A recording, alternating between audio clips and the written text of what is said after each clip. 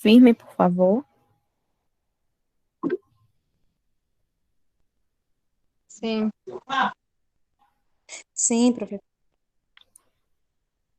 Pronto. Deixa eu colocar aqui. Sim, antes de iniciarmos, né? Vocês querem que respondamos juntos a da que eu deixei para vocês, tarefa de casa? Deixa eu ver quem chegou aqui. Fica a critério de vocês. Bom, né? Uhum. Então, vamos fazer o seguinte, para não travar aqui o computador. Vamos fazer o seguinte: vocês vão, né? Cada uma faz a pergunta e nós vamos responder juntas. Qual foi a primeira pergunta que tinha lá?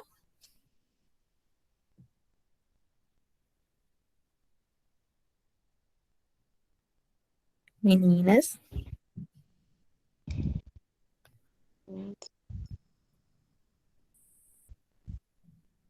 O que Eu vou, é eu direito vou do pegar o trabalho? meu material. É porque estava travando, professora, aqui. Só um instante. Deixa eu pegar aqui A minha primeira folha. pergunta é o que na verdade, o que é o direito do trabalho, o conceito. Ou Entre seja, parênteses, conceito.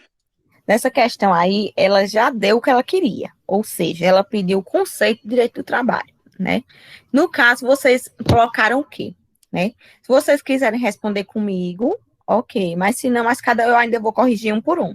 Mas aquilo ali foi mais para participação, tá certo? Então, naquela primeira, o que é que seria feito? Seria colocado o que é o direito do trabalho, que é simplesmente um ramo do direito, né?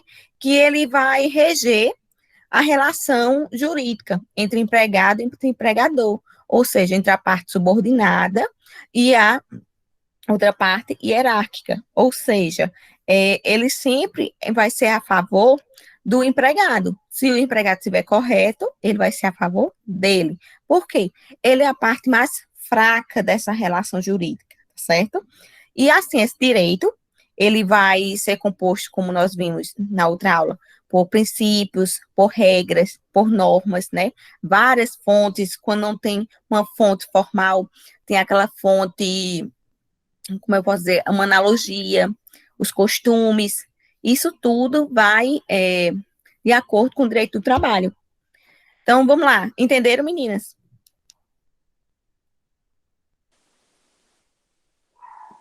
Então, Sim. mandou vocês me digam. Qual é a segunda pergunta? A segunda pergunta é quais são os seus fundamentos? Aí está escrito liberdade de trabalhar e limitação da liberdade de Ou contratar. seja, né? Ele diz assim, quais são os seus fundamentos? Aí ele dá a resposta. Só que essa resposta ele faz o quê? Você vai ver se é certo ou errado e vai justificar. Que é aquela questão, quando diz quais são os seus fundamentos, aí lá tem liberdade de contratar, né? E liberdade, eu acho que é de trabalhar. Então, vocês vão falar sobre essa questão dessa liberdade. O direito do trabalho tem o fundamento de quê? De fazer com que a pessoa tenha liberdade de contratar, tenha uma limitação, não pode colocar a pessoa para trabalhar como escravo, a pessoa tem que ter essa liberdade na escolha do trabalho. Deixa eu ver, só um minutinho, vou aceitar aqui. Pronto. Tem aquela questão lá do artigo 422 da CLT, que ela sempre diz que a questão dos contratantes, na questão de as obrigações deles, né? De como deve agir perante os empregados. Tem a questão que eu estou falando da liberdade de trabalhar também. Liberdade de trabalhar é aquela questão que você não pode ter o assédio moral, você não ter assédio sexual dentro do seu campo de emprego, né? Então, isso aí, o direito do trabalho, ele vem com fundamento trazer essa liberdade de trabalhar, essa limitação da liberdade de contratar, certo? Qual é a 3? Qual é a 3, pessoal? Professora, pois nesse 2 eu disse que esse 2 está certo ou está errado? Então, esse 2, ele está correto, tá? Ele disse que ele deu praticamente a resposta e você iria concordar e justificar. Eu pensei que a Ô, Carol, então, no caso, assim, limitação. eu tinha colocado assim. Eu tinha colocado liberdade de contratar. falou que a liberdade de trabalhar estava correto e a limitação estava errada. Não, aí agora vocês já ficam cientes, tá? Vocês falar, era para vocês Não, falar de cada mas um. tá Mas certo, isso aí, né? A isso, limitação tá da certo. liberdade contratada, né? Isso, cada um estava certo. Aí caberia você dizer, não, olha, isso aí são os fundamentos do trabalho, por isso e aquilo. Mas eu peguei e fiz essa pegadinha para vocês terem uma noção de como, às vezes, no concurso ele pode vir de um jeito e você, oxe, por quê? Por que tá assim? Tá entendendo? Então, para vocês ficarem Ô, sempre sabendo, e além dos seus concorrentes. Oi, pode falar. ô, professora, além disso, não era para enviar no e-mail da senhora, não, né? Era para enviar no WhatsApp, né? Isso, Porque eu isso. enviei no WhatsApp, só que eu acho que a conta da senhora é comercial, aí eu não sei se você viu ou não. Eu vi, é porque eu esqueci de responder. Desculpa, minha querida, porque eu acho que já foi tarde da noite, né? Aí eu. Não, não tem problema, não. Mas eu já recebi, viu? Nem se preocupe.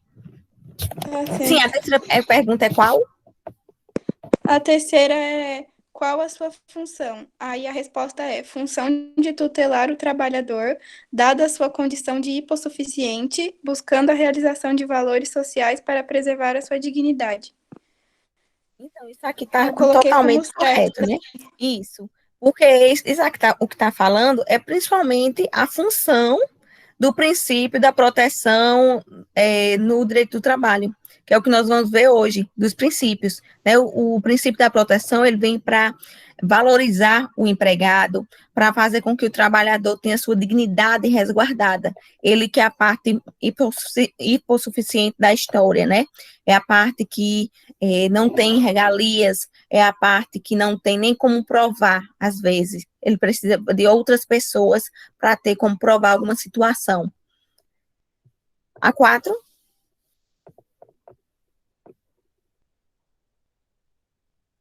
Para 4, pessoal. Alguém quer falar número 4? Já sim. Bom, eu vou falar. Vai falar, Júlia. Alguém... qual o seu campo de aplicação? E a resposta é contrato de trabalho, que está escrito aqui. Então, essa pergunta está dizendo, né? Qual é o campo de aplicação do direito do trabalho? Aí a resposta está como o contrato de trabalho, né? Vai ser aplicado no contrato de trabalho. E não é só no contrato escrito, mas contrato verbal, no campo do trabalho que está acontecendo nesse contrato, tá? É aquela questão da relação entre empregado e empregador, no qual o trabalho ele vai ser uma das espécies. Pode ser o contrato de trabalho, ele vem a questão do emprego, questão do trabalho, questão de como é essa relação, questão tipo, lá no contrato está alegando o quê? Então, várias situações, tá certo? Mas o campo de aplicação principal do direito do trabalho vai ser o contrato de trabalho. Então, se ficou alguma dúvida, vocês me digam, meninas. Se não, vamos iniciar a aula de hoje. Deixa eu... Acredito que não ficou, Para não, mim né? tá tudo certo. Meninas, Ok, Carol.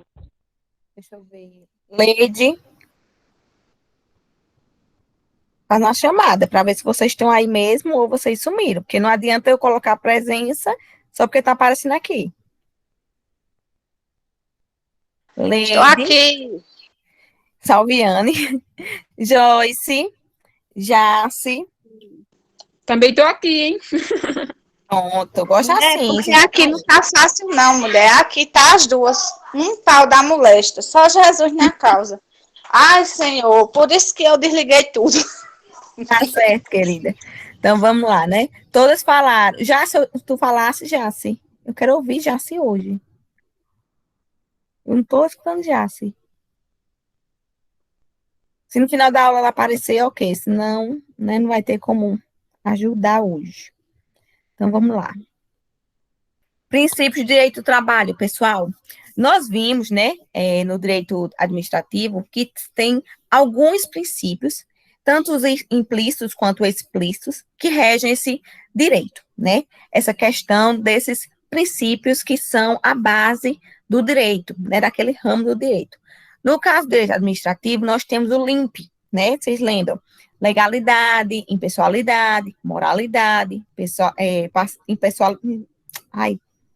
publicidade, e temos a eficiência, também chamada de eficácia. Nós temos aqueles implícitos, né, que é a supremacia do poder público, entre outros. E aqui em direito do trabalho, nós temos alguns que também são essenciais para o nosso trabalho, tá? Para nós entendermos o direito do trabalho.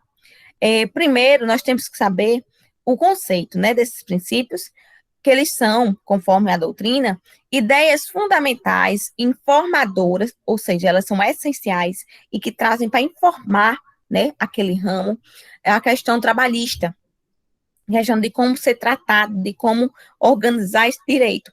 São alicerce científico, né, com base na ciência do direito, as vigas de sustentação, ou seja, eles são parte primordial para o direito do trabalho, e de toda a construção doutrinária, né, que está nos livros, com os grandes autores, e normativa, ou seja, aquelas que estão perante a lei, diante dos fundamentos do direito do trabalho.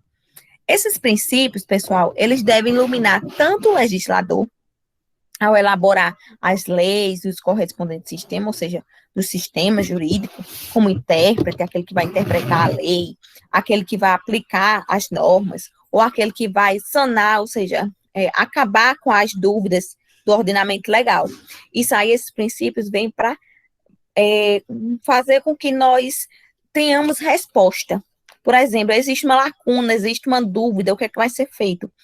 Então, os princípios vêm para facilitar a nossa vida.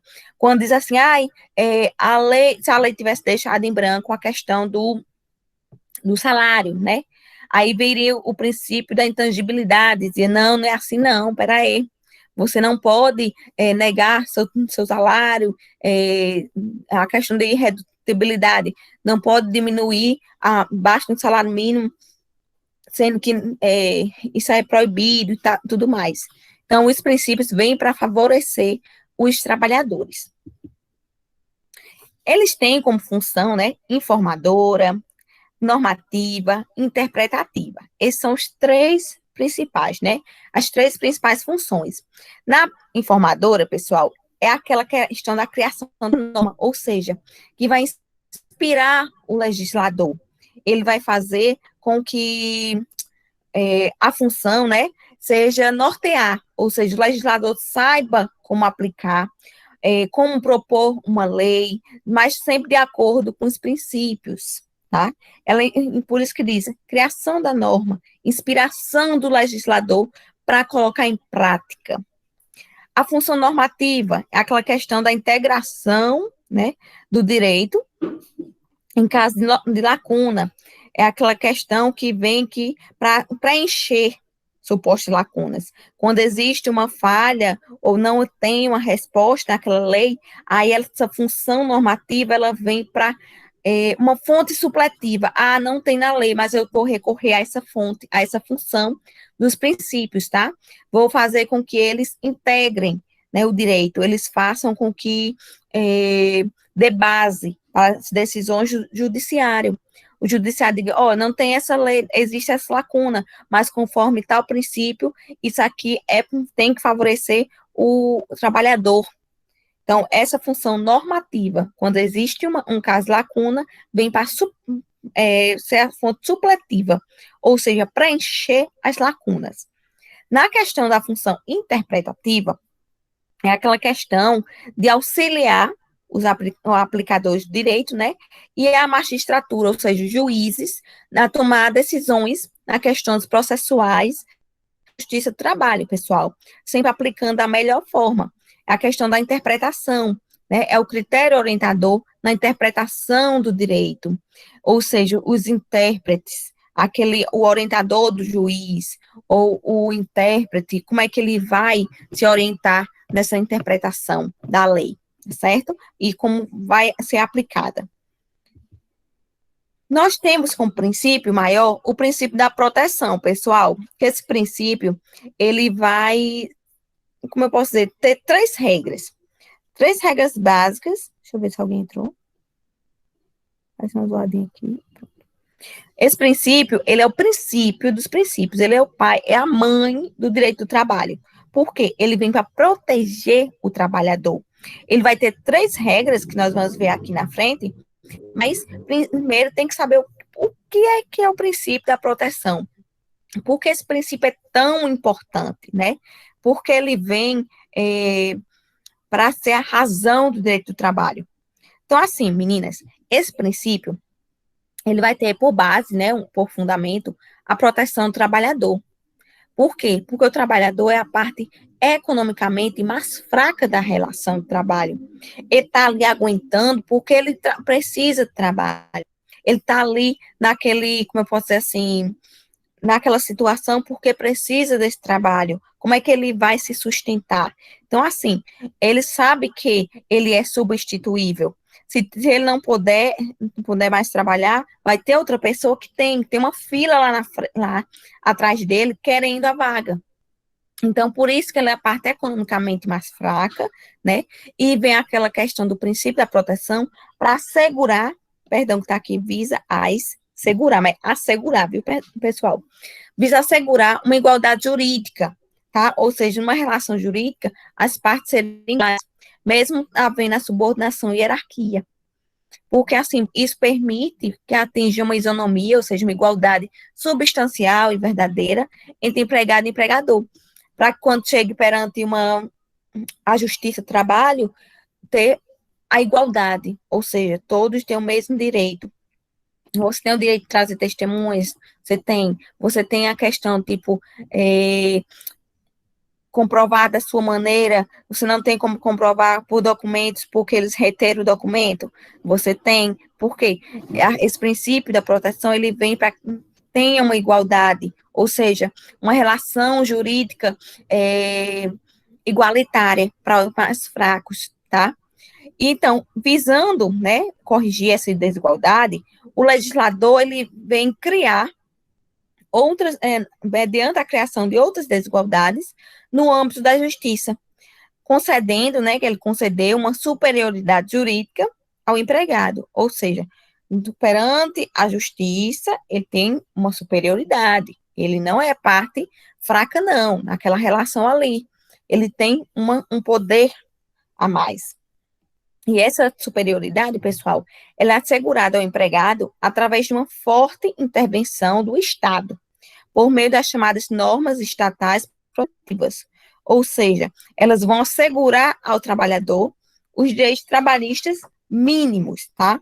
Tudo minimamente possível. Tem aquela reserva do possível, tá? Então, em suma, esse princípio tem como objetivo o nivelamento das desigualdades existentes, ou seja, para acabar, para fazer com que essa desigualdade fique lá rala, né? Não, quase nem exista. Porque esse princípio da proteção, ele vai se desdobrar em 3 regras, no qual pode se aplicar tudo de uma vez ou uma de cada vez. E a primeira é aquela questão do indúbio pro operário, né? Que quando você tiver entre várias interpretações, tem que preferir a que é mais favorável ao trabalhador. Vamos lá. É a regra de interpretação das normas jurídicas, segundo a qual, diante de vários sentidos possíveis de uma determinada norma, né, de uma determinada lei, de uma determinada regra, o juiz ou o intérprete deve optar por aquele que seja mais favorável ao trabalhador, ou seja, entre várias interpretações, preferir a que seja mais favorável ao trabalhador. Quando eu digo princípio da norma mais favorável, é aquela questão quando você estabelece uma hierarquia das normas, né? Mas você tem que ter qual é a mais favorável.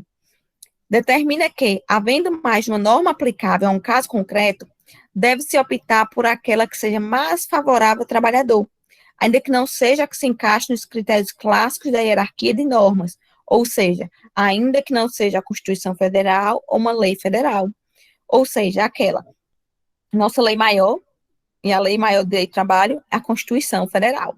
Depois vem a CLT, e depois as leis esparsas. Só que, se nós tivermos várias normas, e em questão de hierarquia, a mais simples possível, seja mais favorável, então ela que vai ter que ser aplicada, tá? Nessa questão aí, mesmo que a Constituição Federal diga é tal coisa, tem que olhar qual é mais favorável para justiça, como é que se diz? O trabalhador.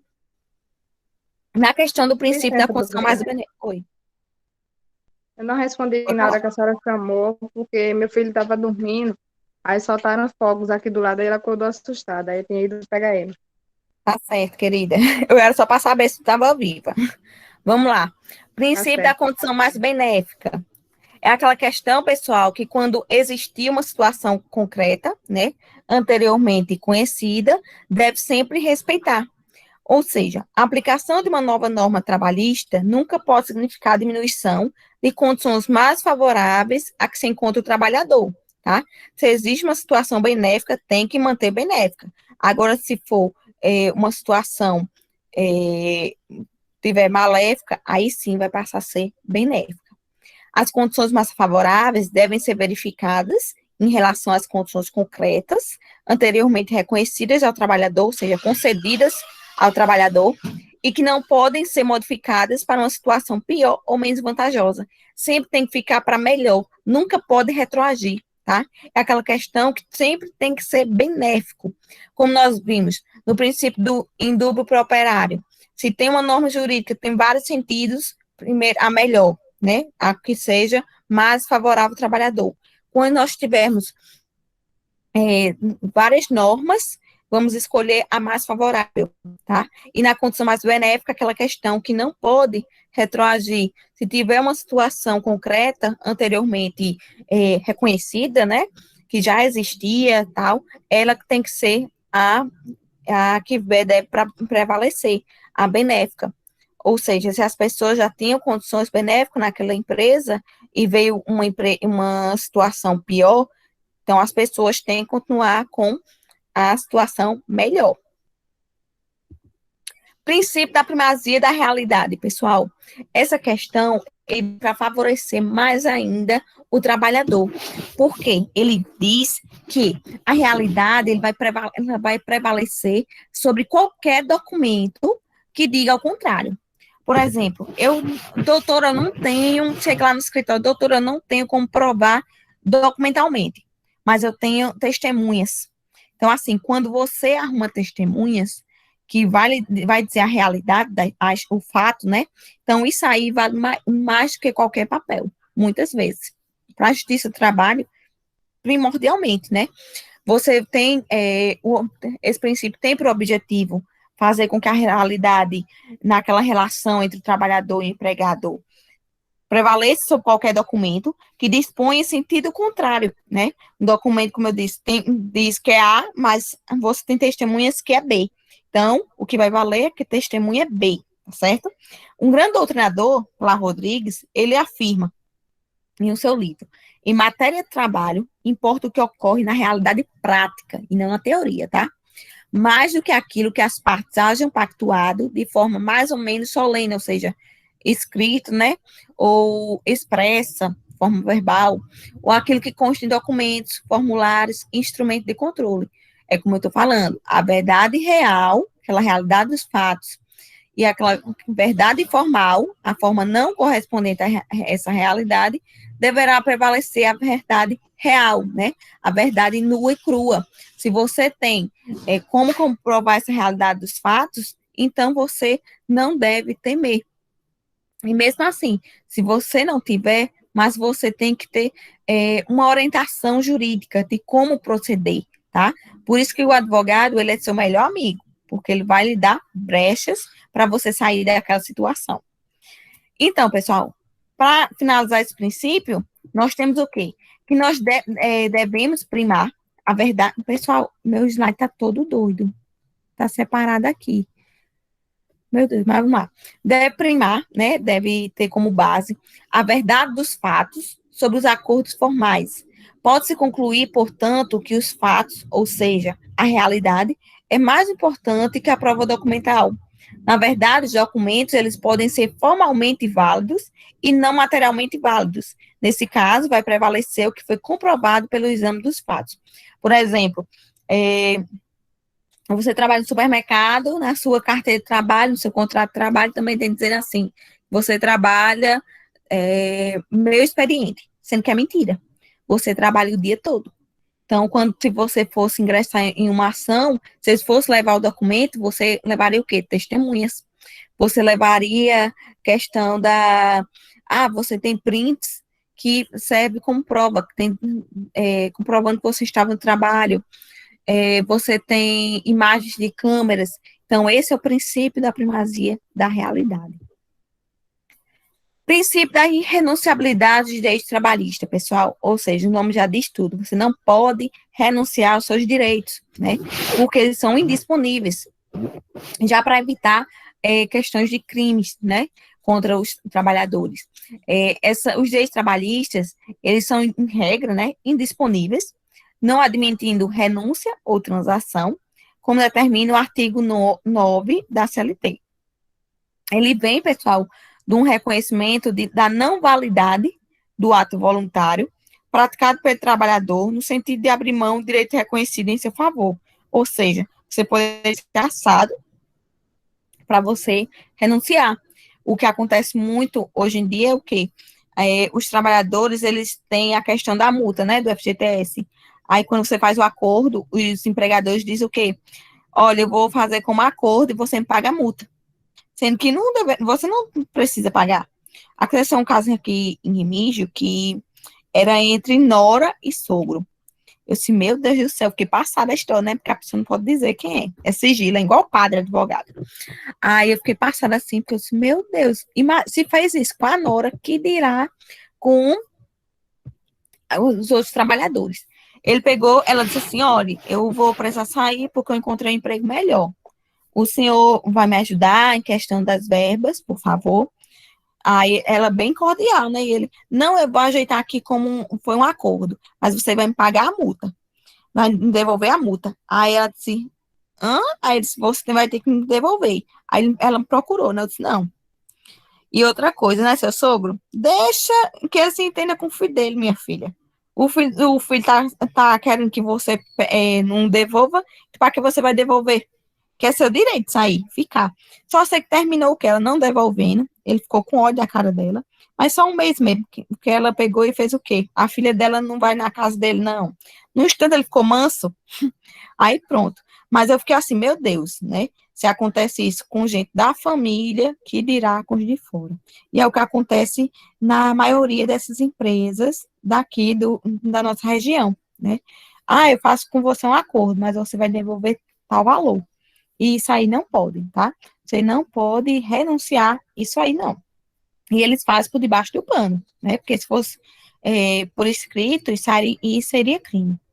Então, assim, pessoal, o fundamento para este princípio, ele vai estar no caráter imperativo das normas trabalhistas, ou seja, impõe condições mínimas para o trabalhador, no caráter de ordem pública das normas trabalhistas, posto que o Estado as julga imprescindíveis, né, na questão da sobrevivência, porque você não pode renunciar ao que é essencial para você, e na questão da limitação da autonomia e da vontade e sua indisponibilidade. É aquelas normas que não podem ser transacionadas, não podem haver um acordo, né? A renúncia, ela não se confunde com a transação. Apesar da indisponibilidade dos direitos trabalhistas ser a regra, a doutrina de jurisprudência, por exceção, admite a renúncia à transação, desde que haja autorização ou jurisprudência consolidada, ou ainda em juízo, quando comprovado que o empregado não está sendo coagido. Ou seja, eu falei a regra. E tem essa exceção, que é só se você tiver brechas na lei, né? A questão de você tiver como comprovar que está legalmente, então aí você pode transacionar, né? Ou renunciar a algum direito, mas aqueles direitos que estejam na lei que você pode.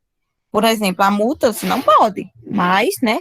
Tá aqui o quê? Dizendo que lá na lei tem dizendo assim, você pode, mas em tal caso, aí você pode pegar essa brecha e fazer.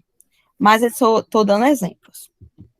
O princípio da boa-fé, pessoal, o nome já diz tudo, né? É quando você age da melhor maneira possível, com o melhor entendimento possível na questão do bem-estar de todos.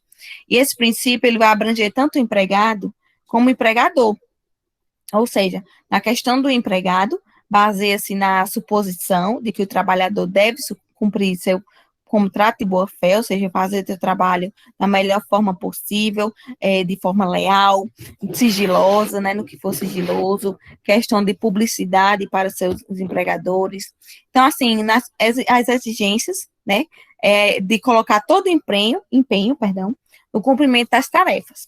Já na questão do empregador, supõe que deva cumprir lealmente suas obrigações para com o trabalhador, ou seja, você ter um intuito, né, positivo para aquela pessoa, você não assediar moralmente, não assediar sexualmente, você não fazer as coisas contra esse empregado, né, não difamar e tudo mais. Você querendo que ele cumpra corretamente e você também faça até o trabalho correto. Então, a boa-fé, pessoal, ela deve estar presente não só no momento da celebração do contrato, mas durante toda a execução, durante todo o período de trabalho, tá? Você pode passar 10 anos, mas esses 10 anos tem que ser de boa-fé. Você não pode estar tramando contra seu empregador, ou ele não pode estar tramando contra o empregado. Princípio da razoabilidade. Embora a maior parte da doutrina não considere a razoabilidade como princípio, para nosso doutrinador, Plá Rodrigues, ele vem dizer que esse princípio consiste na afirmação essencial de que o ser humano, em suas relações trabalhistas, procede e deve proceder conforme a razão. Ou seja, pessoal, nas relações de trabalho, as partes e operadores de direito devem sempre buscar a solução mais razoável possível, ou seja, tem um conflito de interesse ali. Mas vamos agir com a razão? Não pode agir com remoção. Qual é a situação mais razoável possível para isso? Quais são, eu posso dizer assim, as questões a ser resolvidas? E quais são as soluções?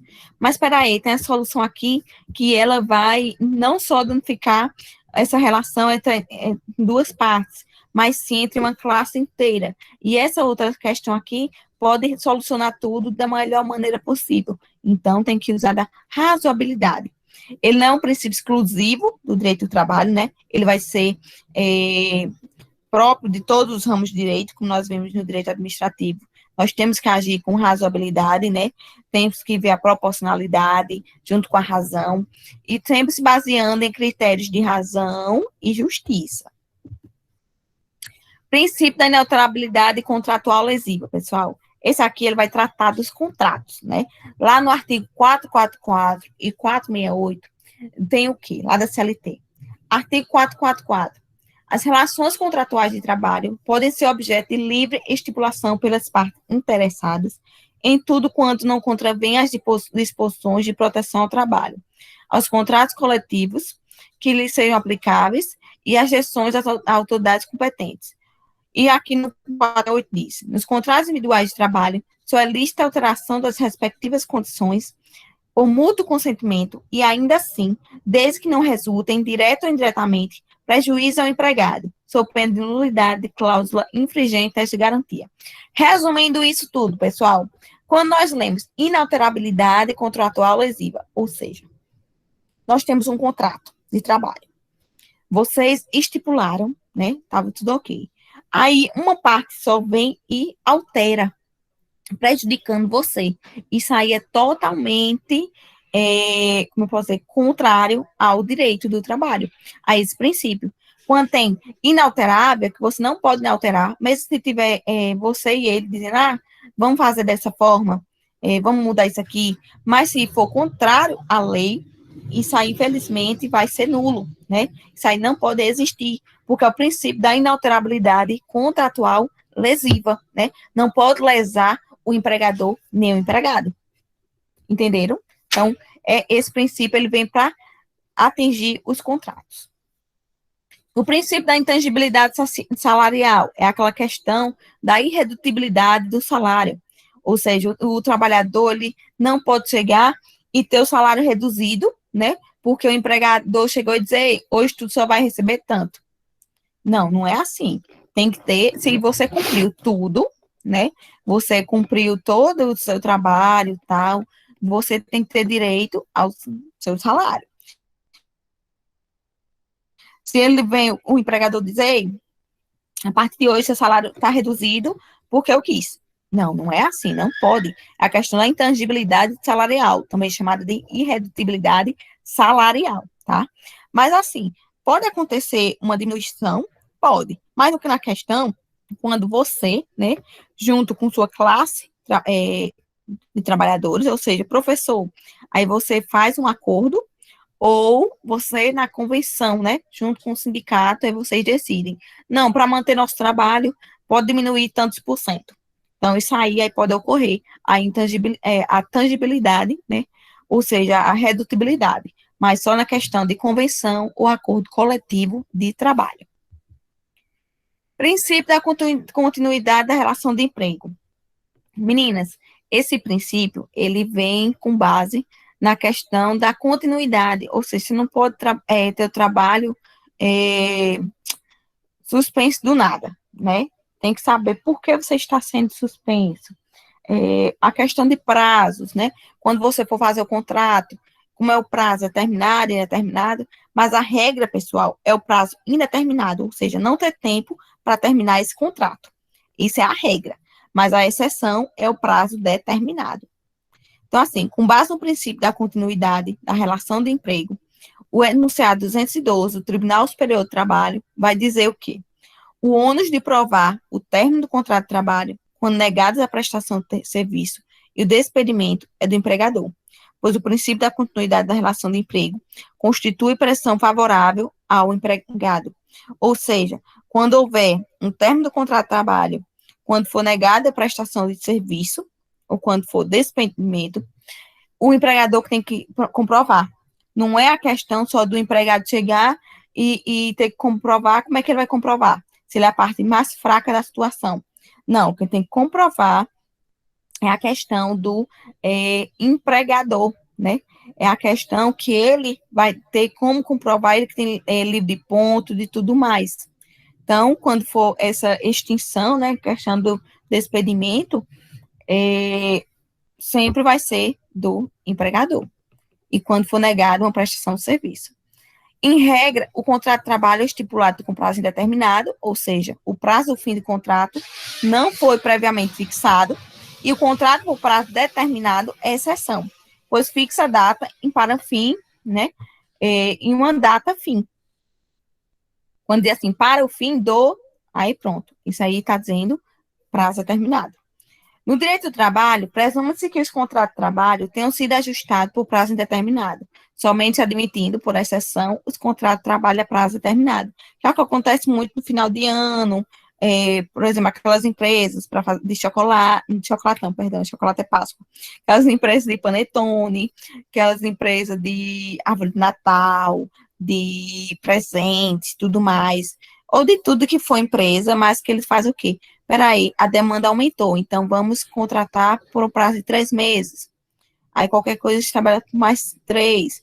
E se quiser, aí sim tem que fazer o contrato de trabalho indeterminado, com prazo indeterminado. Os contratos a prazo determinado somente são aceitos nos casos expressos no artigo 443, parágrafo 1º e 2º, que nós vamos ver agora, lá da CLT. O contrato individual de trabalho poderá ser acordado tácita ou expressamente, né? Você for chegando, trabalhando, a pessoa deixa você trabalhar lá, ou são expresso, né? Que vem verbalmente ou escrito. Esse expresso, na questão do verbalmente, você pode chegar para a pessoa lhe contratar, pronto, começa a trabalhar, você tem direito a isso, aquilo, tal, tudo, pronto. Ou por escrito, deixar tudo, né, documentado. E por prazo determinado ou indeterminado. Mas considera-se como prazo determinado o contrato de trabalho cuja vigência, ou seja, o tempo, dependa de termo prefixado ou da execução de serviços especificados. O que é que você vai fazer nisso?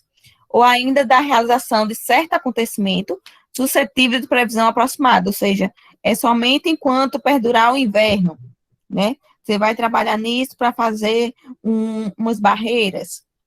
Então, isso aí já tem uma previsão. O contrato por prazo determinado só será válido quando for de serviço cuja natureza ou transitoriedade, ou seja, o prazo de transição, justifica a pré-determinação do prazo, de atividades empresariais de caráter transitório, por exemplo, de ovo de Páscoa, é o caráter transitório, né? Aí o contrato de experiência, você tem que, vai ter um contrato de experiência para ver se você fica. Então, se você ficar, você já passa a ser o contrato por prazo indeterminado. Isso é o que muito acontece nas empresas grandes. Nós falamos dos princípios, os que falamos são os principais, e agora nós vamos ver a questão dos sujeitos da relação de emprego, pessoal. Os sujeitos, como nós, desde da última aula a gente vem falando, são dois, né? O empregado e o empregador. E lá no CLT, o empregado é o quê? É toda pessoa física, tá? É aquela pessoalidade que prestar serviço de natureza não eventual, ou seja, não pode ser uma vez e nunca, né? Tem que ser sempre ao empregador, sob a dependência deste, né? Tem a questão da subordinação e mediante salário, ou seja, oneroso. Você tem que receber valor para trabalhar. Então, isso é a questão do empregado. Já o empregador é aquele que pode ser considerado, né? É a empresa individual ou coletiva, que assumindo os riscos da atividade econômica, admite, assalaria, ou seja, paga, e dirige a prestação pessoal de serviço. Esses são os dois sujeitos à relação de emprego, empregado e empregador. Nós temos que saber que nessa questão de sujeitos, todo empregado é um trabalhador, mas nem todo trabalhador é empregado, porque o empregado, ele tem que ter as subordinações que está aqui. Tem que ser pessoa física, tem que ter trabalho de natureza não eventual, ou seja, tem que ter uma habitualidade. A diarista passou de 3 dias, já é empregada doméstica. Você tem que ter uma dependência deste, ou seja, subordinação, e mediante salário, ou seja, oneroso. Já no trabalho, não. Você pode fazer, assim, um esforço físico ou intelectual destinado àquela produção, daquele serviço, daquele trabalho, daquela situação. E o emprego é o trabalho, como eu falei, subordinado, não eventual, sob dependência e remuneração. Aqui, eu com o STEC, eu não sou empregada do STEC, eu trabalho para o STEC, ou seja, eu estou fazendo apenas um esforço físico, não um trabalho físico, um trabalho intelectual, dando essas aulas para vocês, mas eu não tenho, não é uma subordinação, não é direto, né, é uma vez perdida, não é aquela questão da dependência, tem a remuneração, né, mas não tem as outras situações. Quando for o empregado, tem que preencher as 4 situações: trabalho subordinado, não eventual, sob dependência e remuneração. O vínculo empregatício ou relação de trabalho, pessoal, ocorre quando o empregado, pessoa física, presta serviço ao empregador, como eu falei, né, pessoa física ou jurídica, de forma pessoal, não eventual, subordinada, mediante pagamento de salário. Quando eu digo empregado menor de 18 anos, o que é que acontece?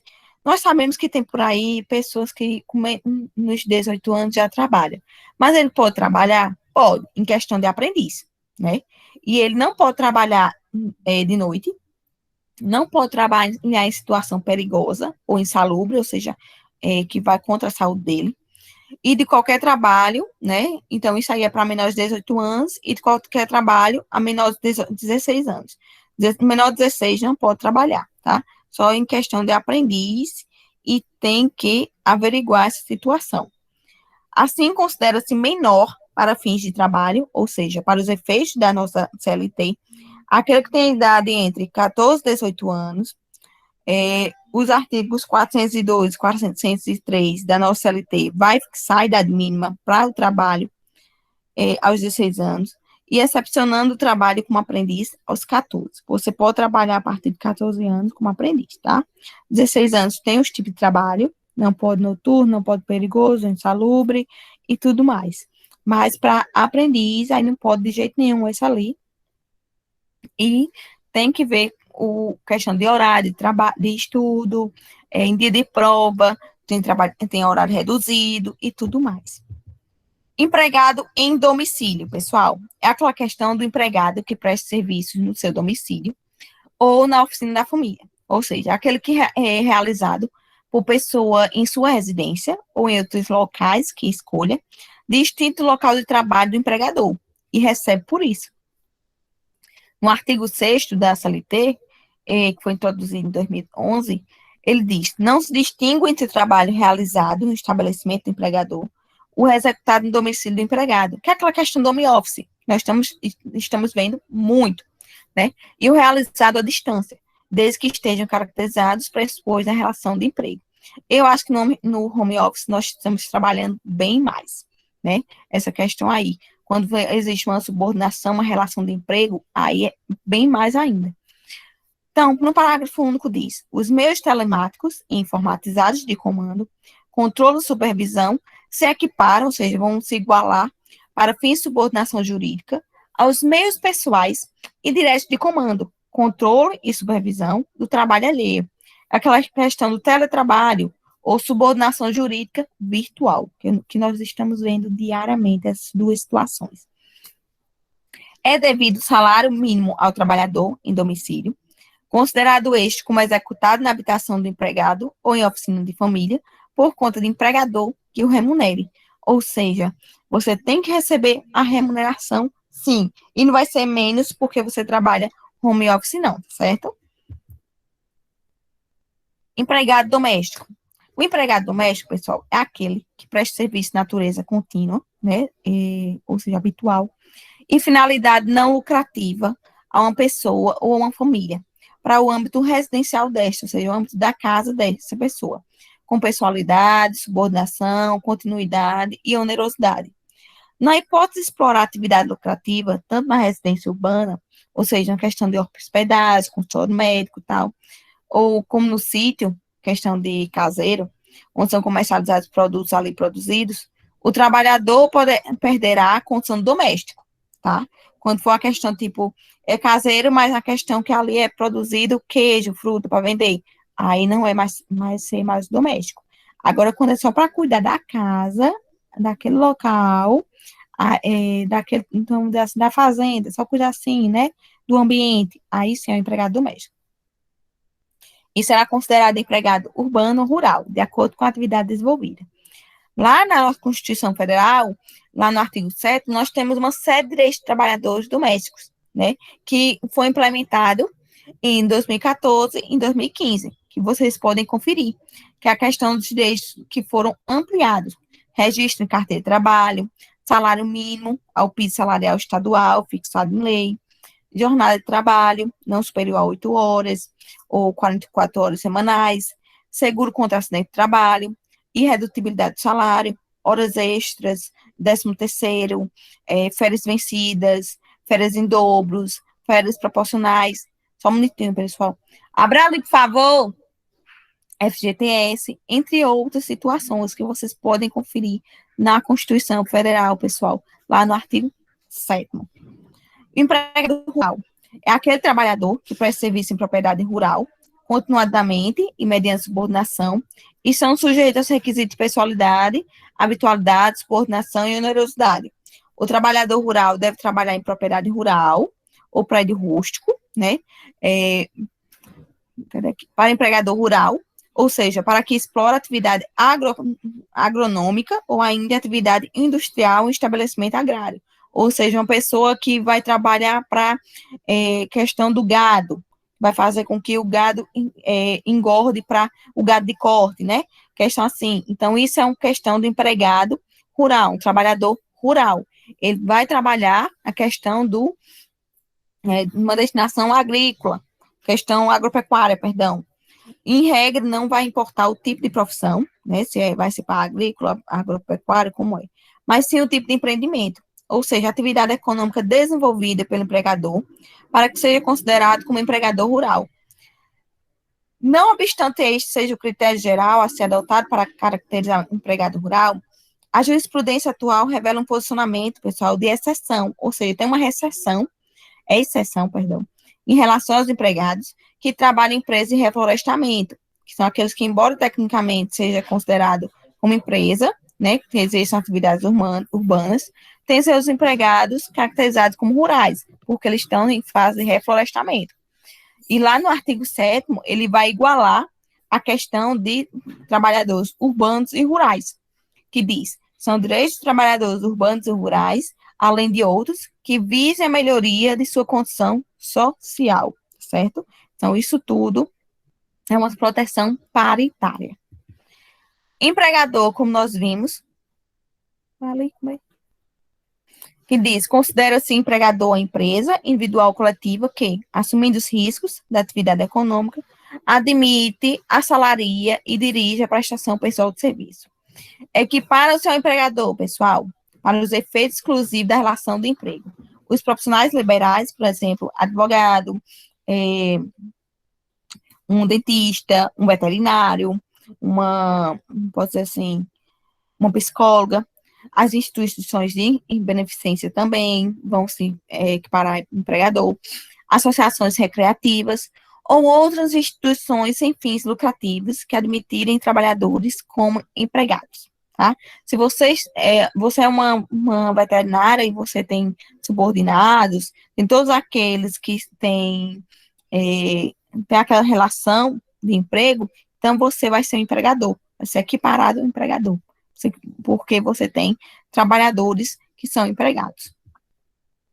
Lá no artigo 2 da CLT, né, ele tem dizendo aqui, do empregador, mas ele diz o quê? Empregador não é empresa, né? É o ente que não configura, obviamente, sujeito de direito na ordem jurídica brasileira.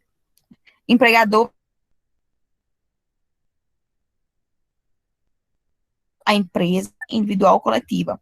Mas o empregador, ele vai ser uma pessoa física, jurídica, ou ente despersonificado, titular da empresa ou estabelecimento.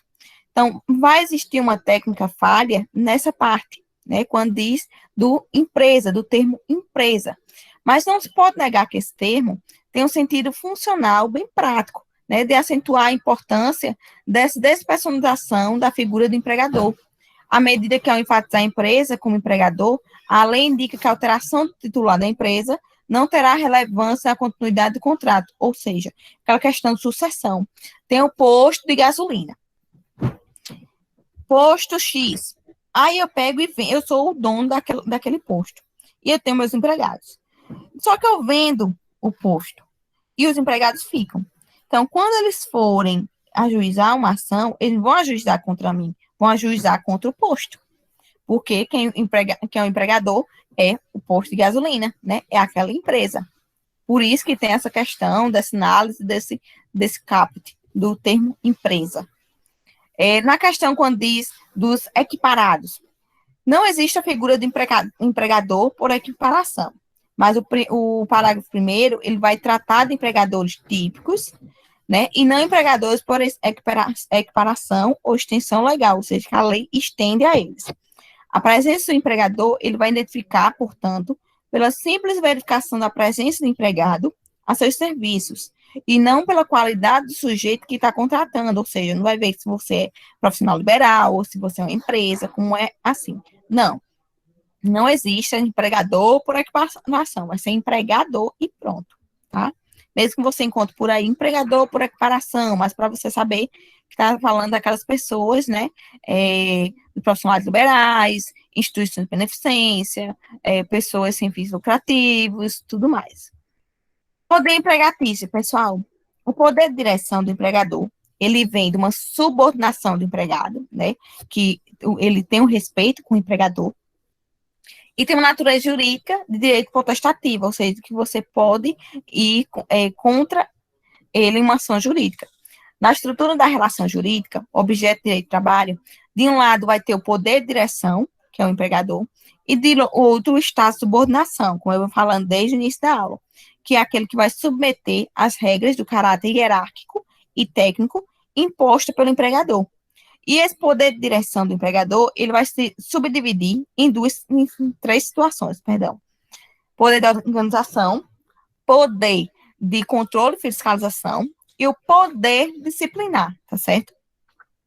Esse poder de organização, ele vem caracterizar pela administração e definição da atividade da empresa a ser desenvolvida, né? Como é que ela tem que ser organizada, qual é a forma a ser adotada, como é que o direito de elaborar o regulamento interno, como é que vai ser desenvolvido esse regulamento.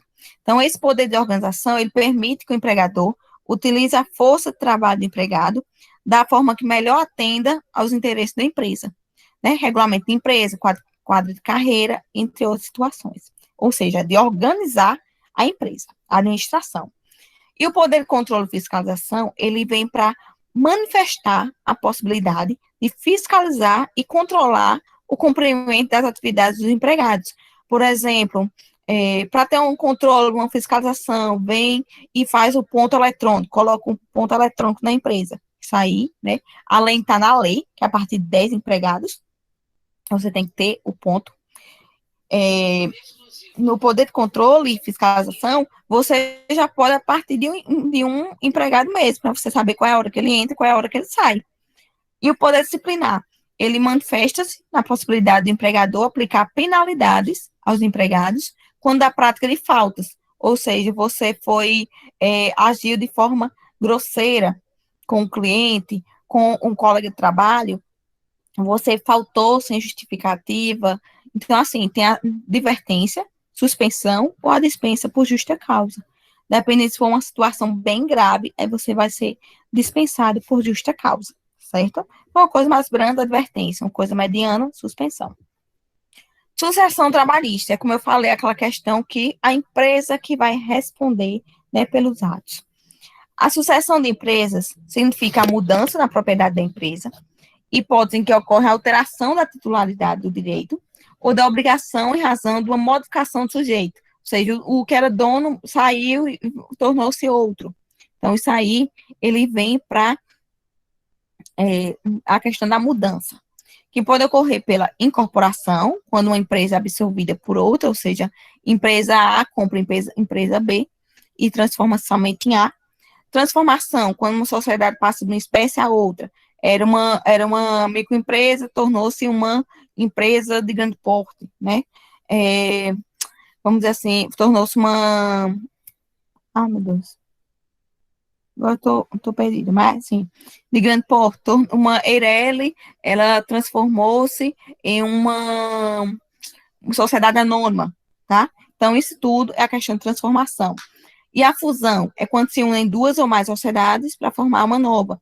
Tem um A, B e C e vão transformar elas em D, né? Elas se juntam e formam uma só. Cisão, quando uma empresa se divide em duas ou mais empresas. Ele tem a empresa A, que vai se transformar em empresa B, C e D, né? Então, essas sucessões acontecem dessas formas, ou questão, né, que é quando uma pessoa pega e vende para outra. Elementos caracterizadores da relação de emprego. Eu falei para vocês, mas vamos falar novamente, para gravar na cabecinha de vocês. Pessoalidade, ou seja, um dos sujeitos, denominado empregado, ele tem o dever jurídico de prestar serviços pessoalmente, em favor de outrem. Quando eu digo pessoalmente, não precisa ser assim, fisicamente pessoal não, tá? Pode ser em home office, mas é você que vai prestar aquele trabalho, ou seja, pessoalidade. Quando eu digo o trabalho é prestado de forma não eventual, é aquela questão que deve ser essencial à atividade do empregador, ou seja, você tem que ser habitual, né? A partir de tantas vezes, não é uma vez e nunca. Onerosidade, quando o trabalho implica uma contraprestação, ou seja, o pagamento de um salário. Quando nós temos o risco do negócio do empregador, quem corre o risco do negócio é sempre o empregador, nunca o empregado, tá certo? Então, quem vai correr o risco sempre vai ser o empregador. Os serviços são prestados de forma subordinada, ou seja, subordinar significa ordenar, comandar, dirigir a parte de um ponto superior àquele onde se encontra o sujeito. Ou seja, o empregado, ele é subordinado ao empregador. Com base nisso aqui que nós vimos, pessoal, vamos responder essas 3 questãozinhas. São a 2 e a 3 agora. Vamos lá. Com base no direito do trabalho, assinala a resposta incorreta, ou seja, só tem uma aí que está errada. Vejam aí qual dessas é.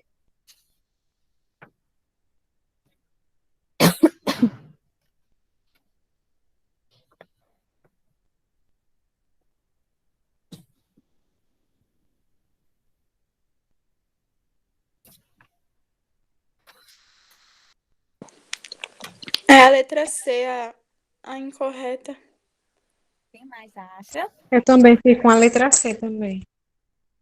Quem falou foi Claudiana e Júlia, foi? Também Ou foi acho, Leide? professora. Pronto. Então, vamos lá. Na A diz, os elementos essenciais do conceito de empregado são pessoa física, pessoalidade, não eventualidade na prestação de serviço, subordinação e onerosidade. Isso aí está corretíssimo, nós acabamos de ver. Para ter a questão do emprego, tem que ter esses 5 elementos, né? 4 elementos, perdão. Mas que aqui está 5. Pessoa física, junto com pessoalidade, está uma só praticamente, viu? Na questão de B, empregador é toda pessoa física ou jurídica que contrata empregado, que é uma pessoa física, como empregado. Isso aí também está corretíssimo, né? Nós acabamos de ver que o empregador pode ser pessoa física ou jurídica e que vai contratar uma pessoa física como empregado. Na C diz, no direito do trabalho existe hierarquia das normas, ou seja, em caso de normas diferentes que tratam uma mesma situação, deve-se aplicar a norma seja menos favorável ao empregado, obedecendo sempre a hierarquia das normas jurídicas. Isso aí está incorreta, né? Como vocês acertaram. Por quê? Não pode ser a norma menos favorável, e sim a mais favorável. E não precisa obedecer essa hierarquia quando for tratar a questão da melhor favorável ao empregado, certo? Existe uma hierarquia? Existe. Né? A Constituição, CLT, as leis federais e as leis simples. Então, assim, mas quando houver conflito de normas, a mais favorável possível tem que ser aplicada. Então, a incorreta está a letra C. Parabéns, meninas. Vamos ver a D e a E. Em regra, os direitos trabalhistas são irrenunciáveis, ou seja, você não pode transacionar nem renunciar. Isso é a regra. Isto é, mesmo ameaçado o trabalhador, não pode renunciar aos seus direitos estabelecidos pela legislação. É como eu dei o exemplo para vocês, né? Então, isso aí está correto também. E a letra E diz, as principais legislações que tratam do direito do trabalho é a Constituição Federal e a nossa CT. Exatamente, que é como eu acabei de mencionar. Então, letra incorreta, a letra C. Vamos responder essa 2 e a 3, pessoal.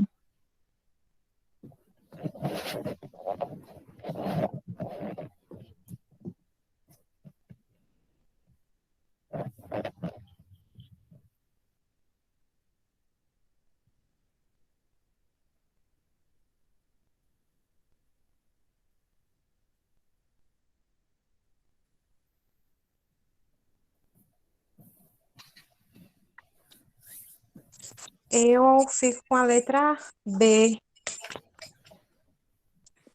Eu também, o número 2 eu fico com a letra B. E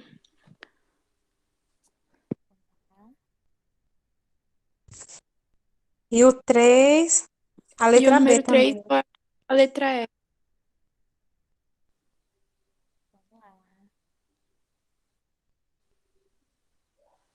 Eu tô em dúvida nesse número 3, então acho que eu.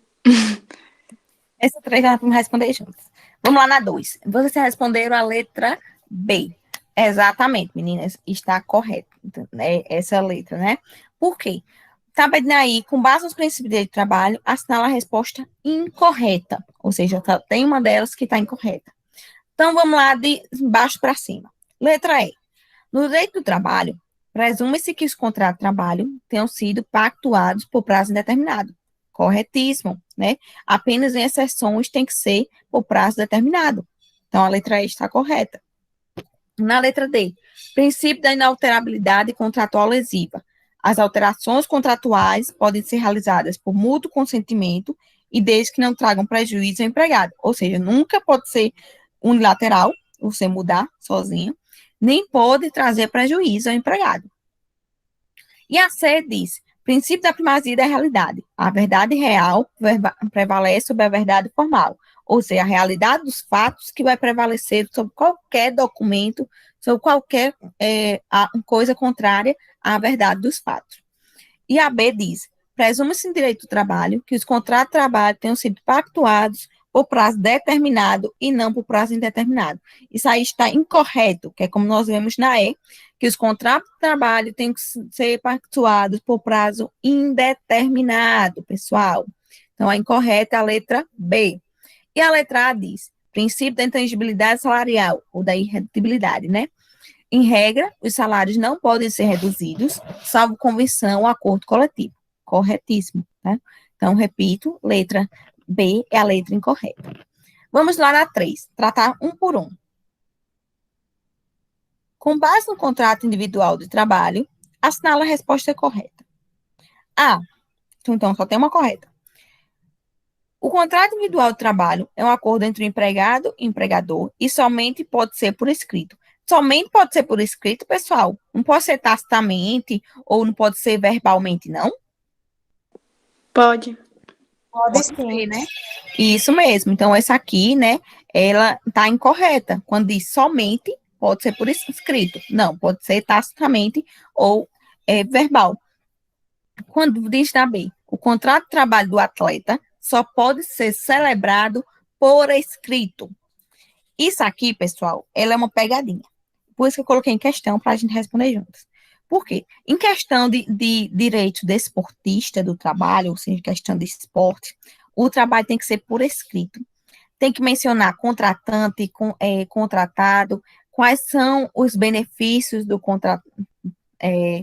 daquele contratado, o que é que o contratante tem que fazer, o que é que o contratante tem que deixar de lado. Então, isso tudo tem que ser mencionado no contrato de trabalho por escrito.